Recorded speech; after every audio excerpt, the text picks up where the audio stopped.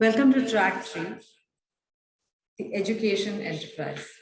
I'm Seema Chowdhury, Vice President, Curriculum and Programs, Harappa Education, and I'm the host for Track 3. I have with me your moderator, the person who will lead this session, which is Seema Bansal. Welcome, Seema. Thank you so much for waiting patiently. We also have all the three panelists. They have joined. This is Mayank Kumar, we have Pratham Mittal, and we have Veena. Thank you so much. Welcome to the first session on Track 2. Before I hand over to Seema, I'd like to explain. This is a solution room, EdTech to LearnTech. What will it take? The session, as I said, is moderated by Seema Bansal, my namesake. Seema is a partner and director of social impact at Boston Consulting Group. She leads the social impact practice in Asia Pacific and is a member of the firm's people and organization and public sector practices. She has worked extensively in financial services and telecommunications, focusing on strategy, operational excellence, culture, and organization design. Seema is particularly skilled in early, primary, and secondary education, skill building, and governance within government agencies. She has spearheaded a public education reform project for 15,000 schools in Haryana in India. Seema, the session is all yours. We're really looking forward to some really exciting solutions coming out from this. Thank you. Thank you so much, Seema Chaudhary. Such a pleasure to be here. Thank you, Harappa, for inviting us and giving us the opportunity to have this conversation with everyone here. So let me get started. Let me first get started with introducing the panelists. So we have an exceptionally, wonderful panel with varieties of experiences. So first introducing Veena Vohra. Veena Vohra is an associate dean and professor at NMIMS School of Business. And before that, she has more than a decade of experience across industry as well. So comes from both an academic as well as a business background, and to help us think through how do we bridge that gap between academia and industry. We also have Mayank Kumar. Welcome, Mayank. Mayank has over 10 years of experience across consulting, investing, and he is now the co-founder of an organization called UpGrad and is part of the leadership team. Very much at the forefront of technology and EdTech. So really looking forward to hearing from you, Mayank. And we also have Pratham Mittal. He is the director of Masters Union. He's also the co-founder of an organization called UpGrad and part of the leadership team at LPU, one of the largest universities now in India. So has seen things from many different angles, from an institutional angle, from an EdTech angle, and looking forward to hearing from you as well, Pratham. So welcome, everyone. Really glad to have you on the panel. I think, just as context for everyone, we're probably at an interesting crossroads. There was education as it existed maybe a year and a half ago, pre-COVID, where I think physical education and digital education kind of lived in separate worlds, perhaps. And then over the last year and a half, we were all forced to come together, where we didn't really have a choice but to adopt EdTech in many different ways, given COVID. And now, as hopefully, things start becoming normal again, what does the future of education actually look like, right? How is education going to change? Is there a common sort of path and a different path from the previous one that we found? What will it actually look like, and what are some of the challenges in that? So I think that's sort of the space that we're going to explore today. But before that, let me first ask each one of you about your experiences over the last year and a half. As Veena, you were starting with you, as you were perhaps forced to adopt technology in many different ways to engage with your students. What did that look like? What did that feel like? What worked, and what were some of the struggles from your perspective? And Pratham, I'll ask you the same question, but much more from an institutional point of view as you set that up for your entire university. Okay. First of all, good afternoon to the entire audience, and good afternoon, panel members. Thank you, Seema, for that very interesting context laying out. The question specifically is what worked in the last year. You were right to choose your words very carefully. We were forced to change. This wasn't something that I guess anyone expected. I remember it was a fine day in March when we were told that, okay, we're going into lockdown. And we didn't have much visibility, right? How far ahead it's going to stretch. And so we said, okay, a month, 2 months, we will complete our vacation. Probably by the time we come back, things will be sorted and good.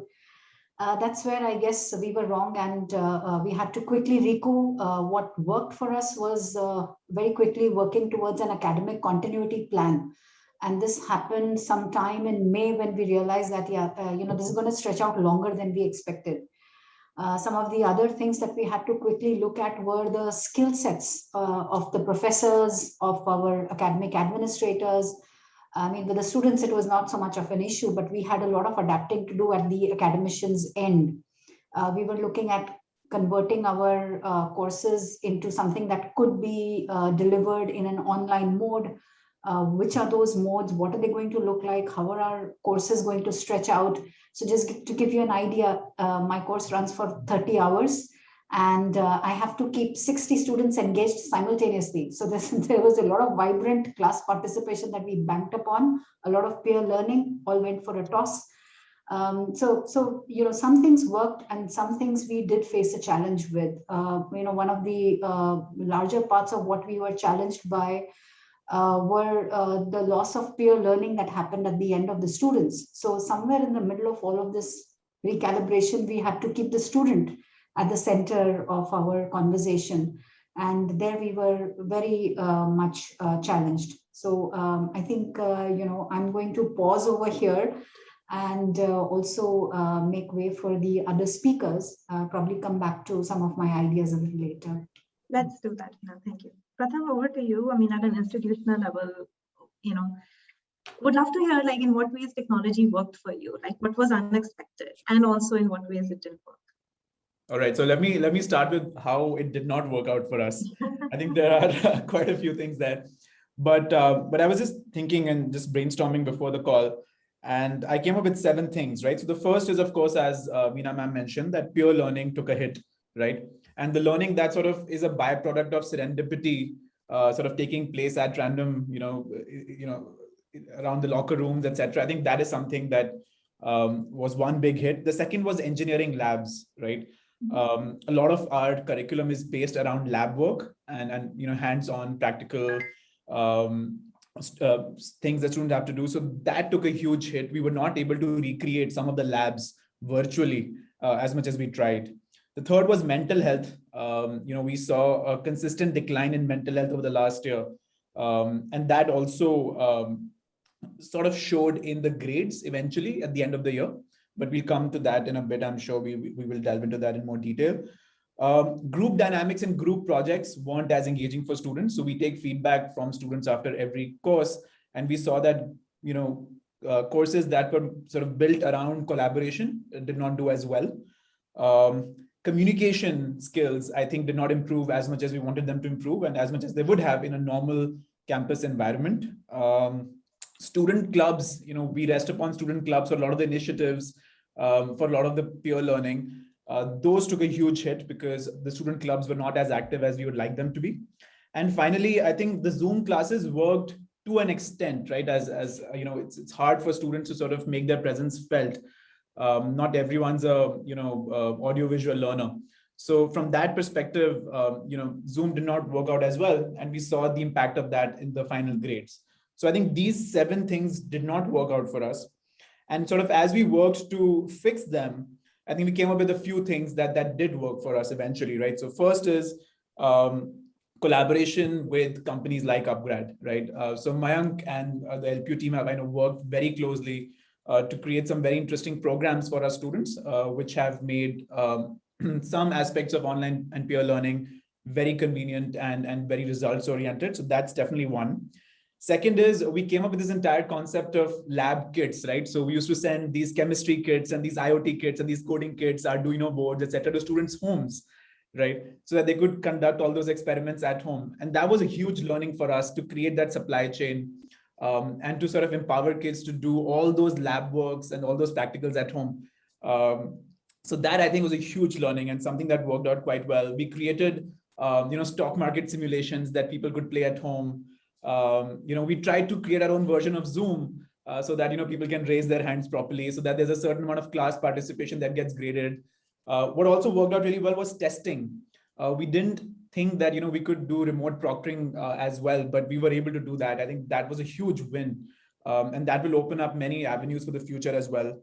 So I'll stop there. I mean, I think so. Those were the few things that didn't work, and then how we sort of took care of them.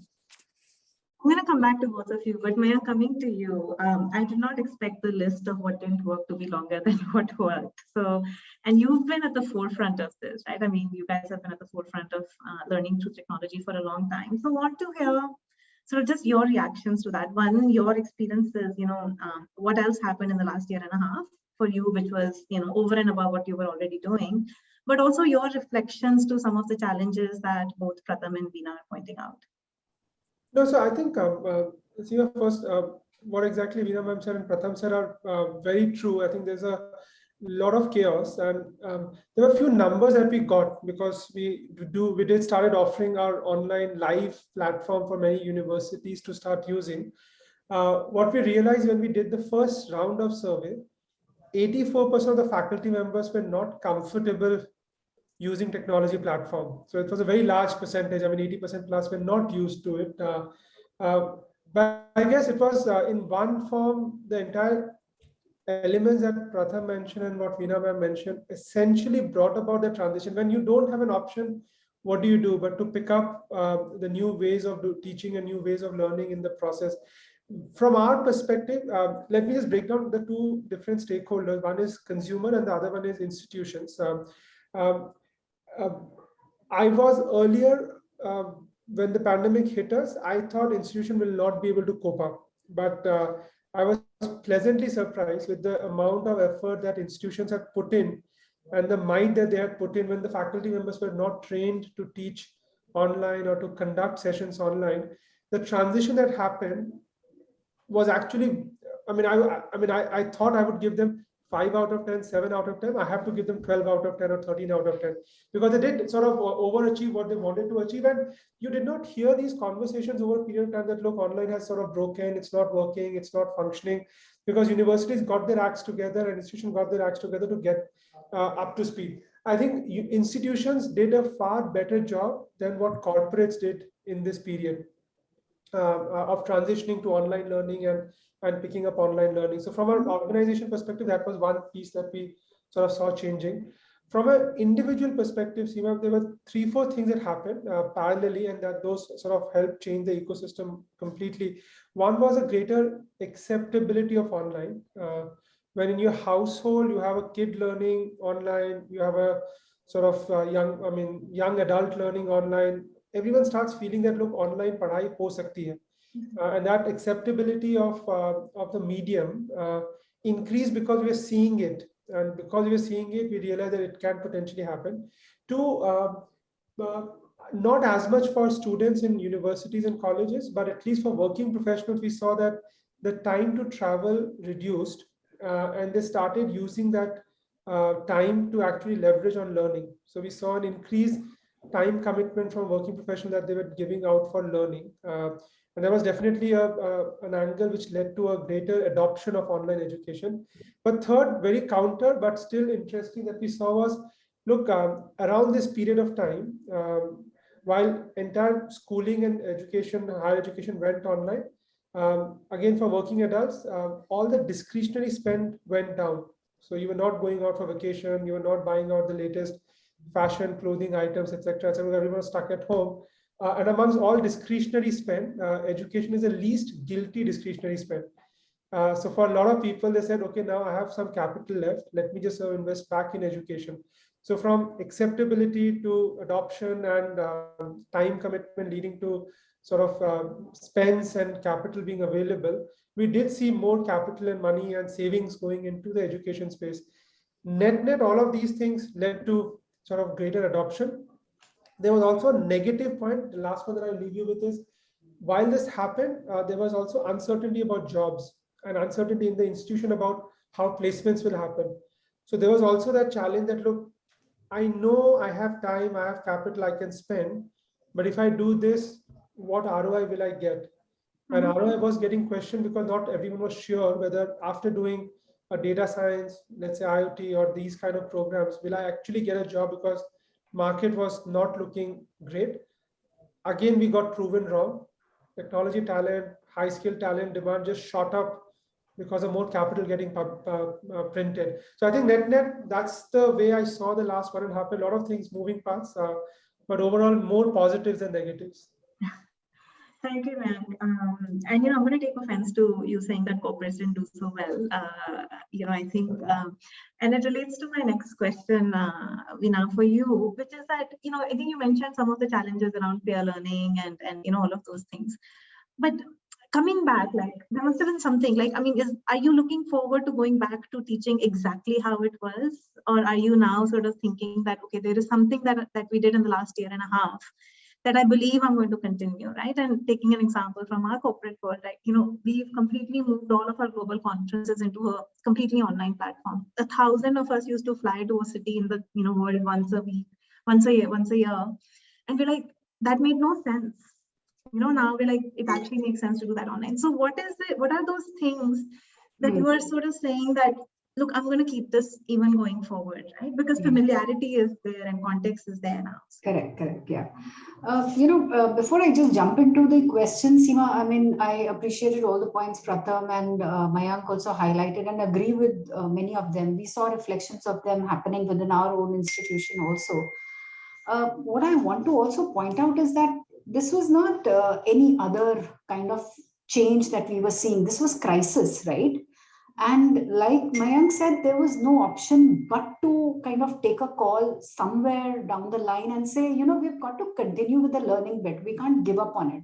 And so everybody just dug in, did what they could. I know that there have been hours and hours that have been spent on training, retraining, watching webinars. I mean, it was all over the place. Raat ko, subah, time zones didn't matter. Throughout it all, if I were to, kind of take a step forward, which is where you're pointing me towards to respond to and address, what are things that we might continue with? What are things that we see changing for us? I'd like to look at the space of learning as now becoming very highly customized also, right?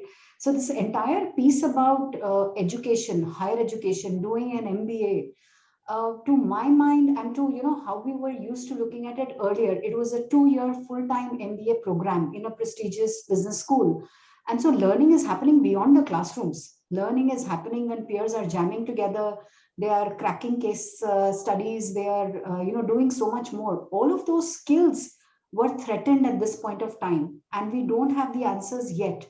We've tried to build up synchronous and asynchronous modes of learning. So my sense going ahead is that we're going to keep those pieces, right? Because we don't know how the canvas is going to look like 2 months from now, whether there's going to be a third wave, there might be further waves, will we need booster shots, how the vaccines are going to hold up. So it's planning in the, keeping an eye on the long term. So values very clear, vision very clear. But then in the short term, being very agile and adapting. And that's where technology helps us. That's where collaboration helps us. Believe you me, I've had guest speakers from the US, from Australia, streaming into my classroom, right? And so that wasn't possible, like you said earlier on. We were all fixated, keep physically bulao, and at great expense. All of that has just dissolved. And people are more willing to come aboard, share, learn from each other. So I see a big culture around learning and development moving ahead at breakneck speed because we've realized the value of it, right? And that's what education is all about, cutting across all age groups and beyond that. So another thing that I also want to talk about is what Pratham highlighted, right? I didn't want to delve deep into it, but social emotional learning has taken a huge hit, and it is going to be the centerpiece of our curriculum going ahead. And this has to be at the level of one. So when I talk about customized learning experiences, this has to go hand in hand for us as a country, for us as educators and as corporates as well. if mentally our students are strong, if they're resilient, that's when they will be able to adapt to any and every kind of situation. So just one last comment over here. We've had very, very distressing cases, right? And so where you're looking at helping a student complete their learning goals, but also empathizing with them. So this big piece about technology being an enabler, I think along with that, empathy has to be there in that equation for both to go ahead, for everyone to walk ahead confidently. So this is what I would hold on to. Right, the collaboration, the technology, empathizing with students, empathizing with each other, learning from each other. What we may not go ahead with would be a pure physical classroom kind of a model. I'm ready for any and every kind of change, and I believe my institution is as well. So we're looking at being more and more agile. No, I think that's a huge positive coming out of this, right? And I'm going to come back to you to sort of say, what will help us get there, right? How do we not forget, like as soon as we go back to the classroom, how do we not forget what we did and find that blend, right? And will that be the institutional responsibility or the individual responsibility, right? And Pratham, coming to you, just building off of that, as you guys are looking to open up the institutes again, bringing students back into the classrooms, what are you planning to hold on to? From what we did, right? Are there fundamentally different models that you're looking at, customization? You talked about proctoring and testing. There's also a question in the chat that I would like you to pick up, which is, right, how did you support faculty to transition, in the last year and a half? Awesome. I mean, last year there was a time when we were really rethinking the entire LPU and Masters Union business model, whether students will ever come back to classroom. Because there's a time in the middle when people were questioning the entire essence of a campus and a university. What we've realized is that I think that is still a few years away, right? I think students are yearning to come back to campus. All our surveys show that not the majority, but overwhelming majority, they want to come back, even if they're not vaccinated. So we are doing those drives, etc., to facilitate them to come back. But there are 4 things I think that we have learned that we'll definitely retain. So first is that I think we will still now record all our classes, right? Because a lot of kids who could not come because of sick leaves or, they have some other work going on or placement leaves, there are 20 different kinds of leaves that students can sort of build up. So now I think the chutti system will go away, right? Because, the classrooms are all tech enabled now because a lot of the classes were being held in a hybrid manner over the last 6 months specifically. So now that all the classes will be recorded, you wouldn't miss out on content at least. Right. So I think that's one huge plus point. Second is I think we've done some very good work around creating online labs. Right. So we had to run, hardcore engineering programs like mechanical, civil. We also had to do research. So to facilitate all of that, we had to build these online simulations, online labs. I think that will definitely continue because our capex will now reduce. Earlier to buy one of those CNC machines for mechanical engineering, we had to sort of dell out some 60 lakhs a machine, and we needed 30 of them. Right. But over time, UGC has also relaxed their norms, and they said, all right, if you can, facilitate them in an online virtual format, that works just as well. Right. So now that is more money left to us for research for other initiatives. So that's one huge thing. Third, I think proctoring, as I mentioned, worked out so well online. So I think we'll continue with that. Instead of filling students in classrooms, I think we can definitely proctor them sitting at home. So they can be in their hostel rooms and they can take exams from there. I think that's something that we will definitely continue. It also saves on a lot of operational expenses. And the most important one is, I think, personalized learning, right? So what happened was that because teachers had more time on their hands because they weren't doing as much research, they started looking at every student individually, right? And because of that, with a lot of our teachers, I've noticed that they have chapter by chapter progressive tracking of how well students have done, which was never done before, right? Earlier, the class was treated as one unit. Right now, every student is being treated as one unit. So over time, what we did over the last few months is we actually built out some softwares which allow teachers to track student progress for every chapter, right? And that has sort of matured quite a little bit now. And so we are actually thinking of institutionalizing that entire practice that was done by a few professors. And I think that personalized education dream will finally be achieved, right? So I think these 4 things are something we're going to very very bullish on. And finally, to your question about how we were able to support faculty in the transition. Interestingly, around in October, November, the faculty actually started coming back to campus, right? So outside of the 2 months of the peak of the second wave, the faculty was actually operating from campus. And what we had done was we had created some 30, 40 studios where teachers can just go in and start sort of delivering their lectures, right? And the way we have created them, was we had these huge televisions where you could actually see all students. And, so we tried to simulate an environment for the teacher that he would feel, or he or she would feel at home or in classroom. And so that is something that, we will continue sort of working on, because we've also launched a lot of online programs now by ourselves. Also, as you would know, that universities are now, around 100 universities in India have been allowed to start online degrees, and we are one of them. I think that will come in very handy, this entire experience last year to make that medium successful. It sounds really exciting. I mean, I'd almost want to go back to university. And I saw Veena ma'am smile when you said teachers weren't doing as much research. I think that's a constant tension between. Sorry about that. In fact, the journals have now a longer pipeline. There's been an outpouring of research in terms of, okay, we can't go to work, but let's now, kind of hunker down and produce more research. Sorry to interject over there. Back to you, Seema.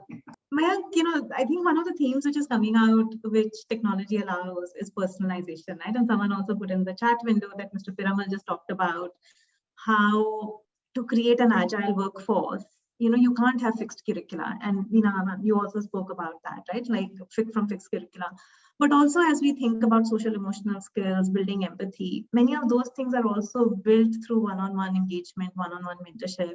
Pratham, you talked about personalization and how do we use technology and for personalization.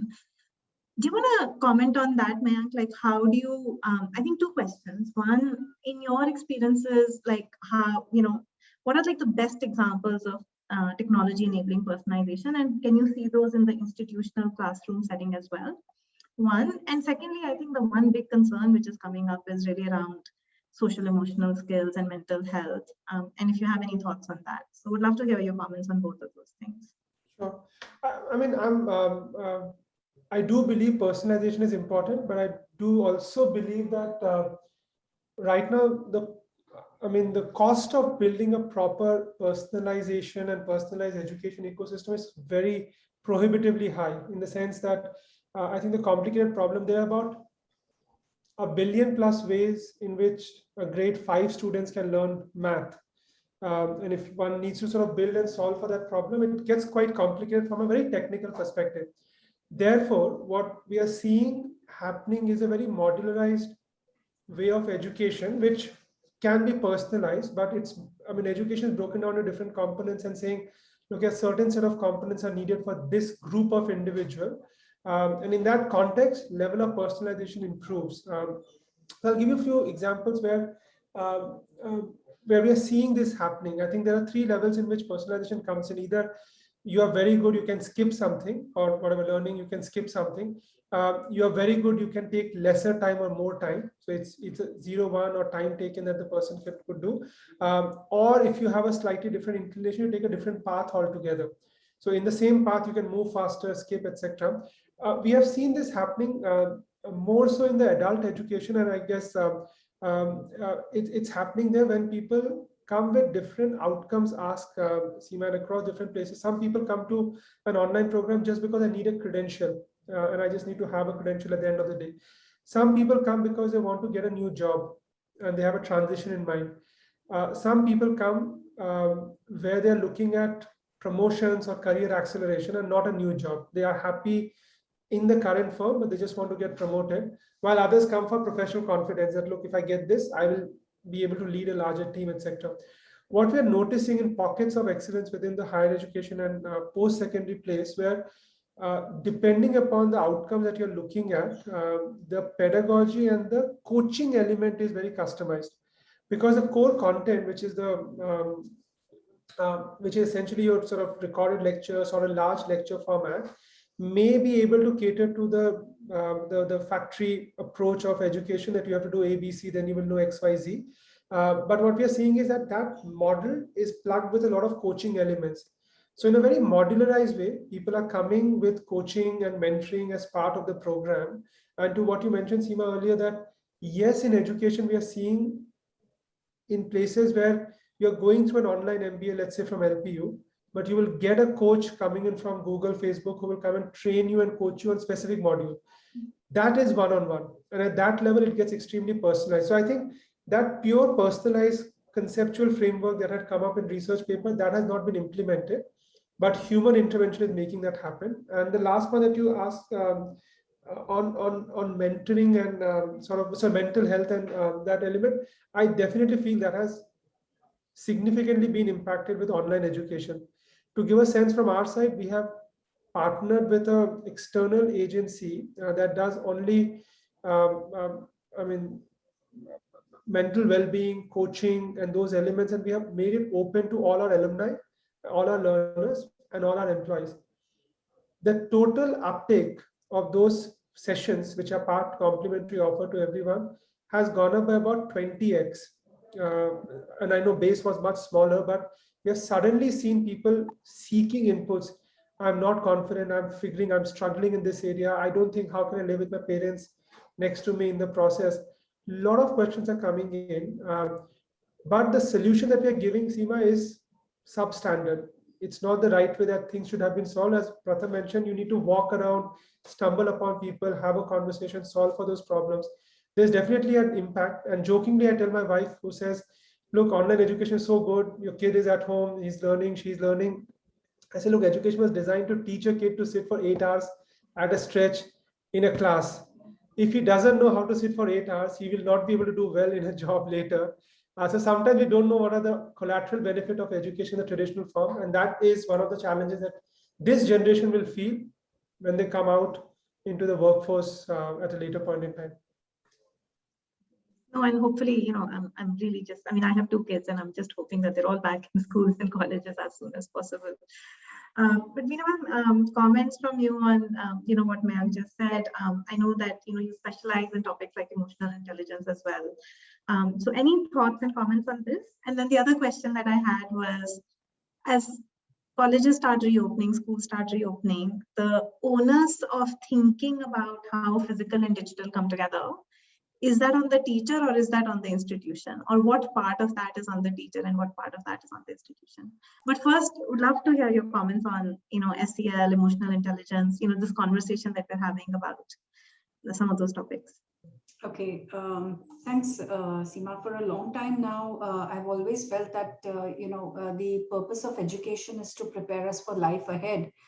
And it's not merely the formal curriculum that we deliver in schools. There's an informal curriculum as well, and that's where the entire ecosystem, where peers interact with each other, they learn to resolve conflicts, they learn how to manage themselves, they learn how to be more assertive, as well as help each other in the process. So we deliver a full credit course on emotional intelligence, and last year I had the fortune or misfortune to deliver it online, and I was struggling. How do I go ahead and do this? I felt like a fraud, an imposter, because there's so much of interpersonal interaction that the success of such a course delivery depends upon. But it went off pretty well, better than I expected. And that's when I realized that, it's not only us. You were speaking about onus in another context, but let me drag it to this question in this pasture as well and explore it. It's not only us who have taken it upon ourselves as educators, as, tech companies, EdTech companies, to create an ecosystem of learning. Even the learners have undergone a change, right? Mm-hmm. So they've also realized that, yes, we've got to pull up our socks. We've got to walk along on this journey, and we've got to keep our minds open. So they're becoming more and more, I would say, amenable. They're paying more attention. We rely more on developing critical thinking skills rather than memorizing, and so that has worked very well. So the assignments that we have created, the work that we get them to do, developing group spaces, and somewhere along the way, the learners realize what we're trying to do with them. So they put in more effort than they would have in the physical classroom environment. Now, having said that, and just going back to the emotional intelligence aspect, it's become very, very important. And the way that we are working with it is, working more with empathy, like a fist in a soft glove kind of an approach, making sure that learning outcomes are being met, everything is being done on time, but then we're also empathizing with them. So, okay, what else can you do over here? We're also helping them to realize how important developing emotional intelligence is for themselves as learners, because they've got to rely on that in addition to their formal curriculum in order to be successful in what we are terming as the VUCA world. That's a little bit of what I really wanted to share. For the next question, which is onus on faculty or institutions, I think institutions will have to bear a large part of this onus in terms of setting the vision, in terms of defining the strategy of, okay, what model are we going to work with? Is it going to be purely physical, hybrid, or then are we going to go more digital? I think the institutions will have to figure this one out on the go, not maybe right now, but as they're moving ahead. And we might, see some very interesting models coming out. The faculty will, of course, have to do a lot more skill building and, redesigning of curriculum. The earlier question that you had also asked me was, how are we seeing, making this future possible? We are already doing that right now. Okay, we are depending upon content that is very different from what we were delivering earlier.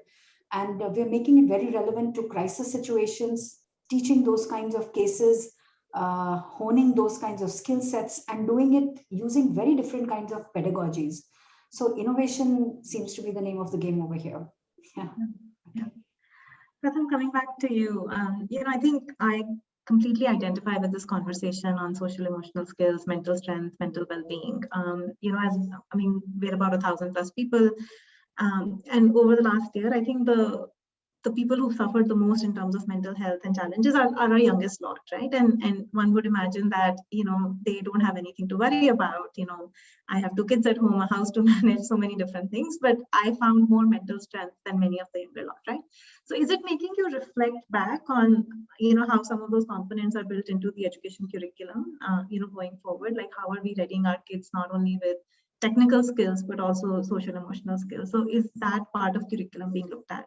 I also wanted to pick up one question from the chat, which is to talk a little bit more about proctoring. You said how online proctoring was, very easy. And so I think someone had a question to talk a little bit through that as well. Sure. I think, one of the things that lagged the most was discipline amongst the students, right? So there's certain discipline to, coming to class, well shaven and dressed up. Right. There's a certain discipline that you learn when, you have to follow a certain schedule and you have to sit in class for 8 hours.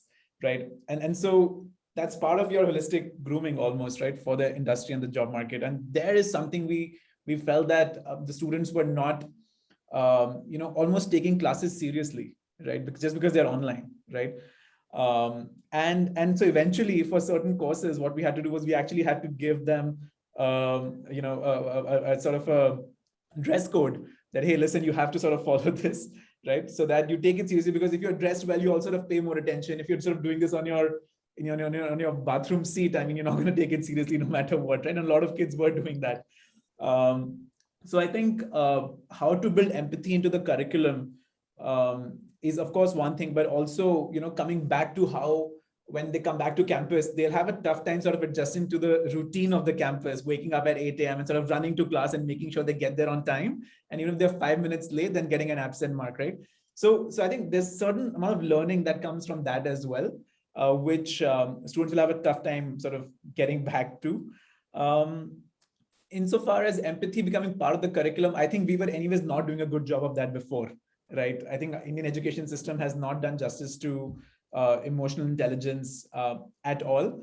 And I look forward to it. I don't have an answer, to be honest, as to how we will, make this part of our curriculum and how we will institutionalize this.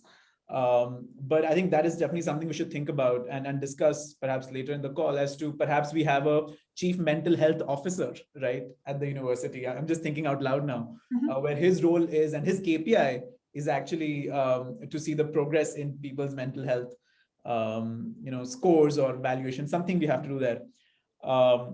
We're also thinking of sort of institutionalizing a CDLO role, right? A chief digital learning officer role, right? Who can think of new technologies that we should be building in-house to improve our KPIs around digital learning. And, we used to talk about flipped learning. I think this conversation started when Coursera came into being in 2011, 2012, right? But, we've just sort of thrown that word around so mindlessly. But now I think flipped learning will be given its true meaning, right? Where some courses, right, some skill building courses might be taught online and self-paced completely, while other aspects of the curriculum which require more problem solving and interaction, I think those will come offline. And the structure of our classrooms also will change. This is something we talk about internally, that instead of the students facing the teacher, I think now the students will face each other a lot more. So there is something we see a lot of evolution happening. And to your question about proctoring, so we tried in the beginning different proctoring solutions that would track people's eyeballs, and they would track people's movements to make sure they're not cheating and all of those things. What we found most helpful was just making sure that the questions come one after the other and not all together, right? So if you show them 20 questions together, they can spend more time on a specific question. They have time to sort of, quote unquote, cheat, right? But if there's one question at a time and every question is time bound, right, it actually sort of reduces the possibility of cheating by quite a lot, right? So that simple innovation there actually saved us quite a bit of work. We also sort of took inspiration from GMAT, GRE, SAT. They also went online to quite an extent, right? And sort of how they, and those are high stake exams, right? So if they were able to do it, we thought, why not? So it required some internal innovation. We had to recruit developers of our own. And in fact, over the last 1 year, LPO has built a team of some 250 developers in-house, right? And they're just building these solutions just in-house, right? And so I think that is something also we will carry over, after the pandemic ends. Does that answer your question? It does. It does. No, thank you so much. And, I think we have another 5 odd minutes left. And I think the last question I want to ask Mayank is, EdTech, like what is the metric of success, right? A lot of people talk about, like just kids not dropping out, completion rate, right? Is completion rate the right metric of success in EdTech? And is completion equivalent to learning? How do you measure learning? Just some thoughts on that.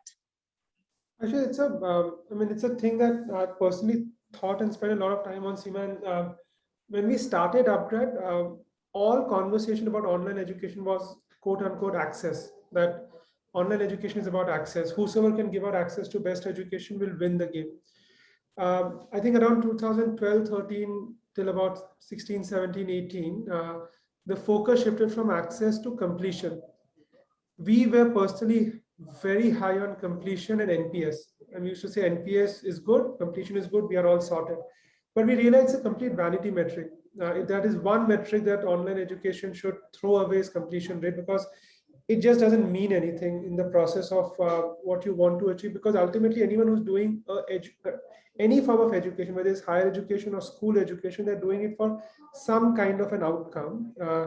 And in that context, outcomes took over as our core metric that we started following. It is about how many are getting job, how many are saying they have found a meaningful transition or a placement or a promotion. It is still, if you ask me honestly, this is again slightly more narrow-minded at what Professor Veena said, that look, education is about forming an overall personality of an individual. It is not just about getting the next job. But I guess we are making baby steps. We have moved from access, we have moved to completion. From completion, we have moved to outcomes. And I guess after outcome, one has to see that, look, whether kids coming out of this educational system are fundamentally different than kids coming out of some other education system. I mean, schools have done it, right? I mean, they're best schools who know that if someone is coming out for school X, they belong to this, I mean, they behave in a certain manner. That level of next step, we haven't yet come to, but completion is definitely a passe in online education. It is an easy metric to measure, so more people can talk about it. But I don't think it does anything in the overall context of efficacy of education out there. No, honestly, that's good to hear. And just the very fact that we've moved from completion to outcomes, I think that itself is a huge step. And I think from the purpose of this conversation, I mean, the reason this conference is called Bridge is it's about bridging between academia and the industry. So I think if you're already starting to track, how many kids are moving from learning to industry, I think that itself is a really good starting point in terms of what education is achieving. I'm gonna take a couple of minutes to close, but we still have a few more minutes. Any final thoughts, comments before I try to summarize this amazing conversation? Anyone? Mayank, do you want to say something? Yeah, I just add one point. I guess we're doing this entire LearnTech, EdTech to LearnTech, and while I do understand technologies, with good parties in both the cases, tech is after learn and ed. So while technology does drive a lot of what we want to do in terms of achieving scale and quality, I sometimes feel that technology do end up taking more limelight than education and learning. When someone is talking about learning technology or EdTech, we just do spend a lot of time, okay, technology, what have you done? What's new that has come out? And what I'm seeing, Seema, right now in the ecosystem out there, I mean, whether if I'm talking to NMIMS or I'm talking to LPU, the conversation is more about tell us what will happen in teaching and pedagogy, tell us what will happen in curriculum, tell us what will happen in terms of outcomes, tell us what will you do in terms of coaching and mentoring.